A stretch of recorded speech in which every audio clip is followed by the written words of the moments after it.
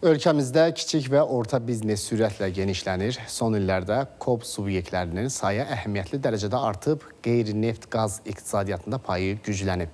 Dayaq mükafatının təqdimat mərasimində bu fikirlər səsləndirilib. Qeyd olunub ki, islahatlar nəticəsində investisiya, ixrac və məşğulluq göstəricilərində də yüksəliş qeydə alınıb. Son 7 ildə KOB subyektlərinin sayı təxminən 74% artaraq 424 minə çatıb. Güc biznesdə də devizi ilə keçirilən Dayaq mükafatının təqdimat mərasimində Kiçik və Orta Biznesin İnkişafı Agentliyi İdarə Heyətinin sədri Orxan Məmmədov bu barədə məlumat verdi.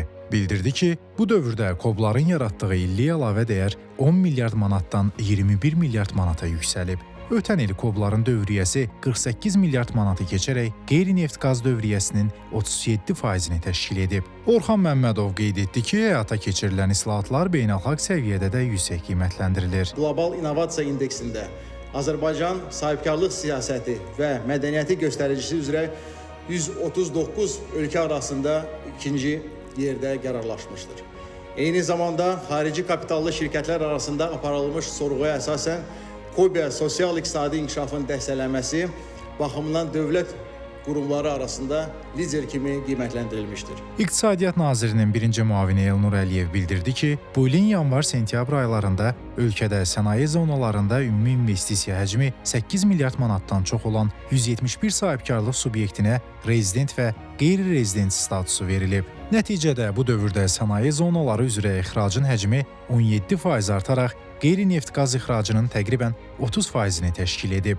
11 ayda sənaye istehsalının 70%-dən çoxu özəl sektorun payına düşüb. 1 dekabr 25-ci il tarixinə qədər sahibkarlarımıza 616 investisiya təşviqi sənədi verilib.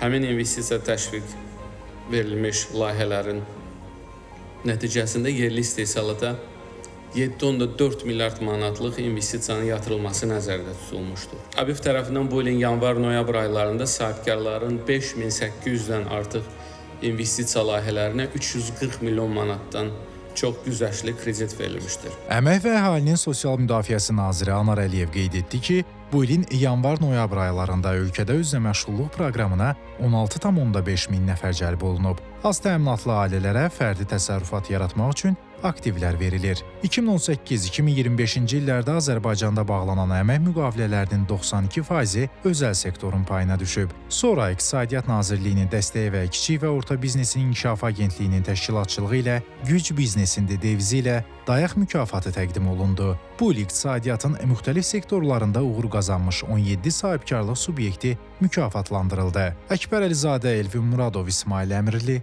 ATV Xəbər.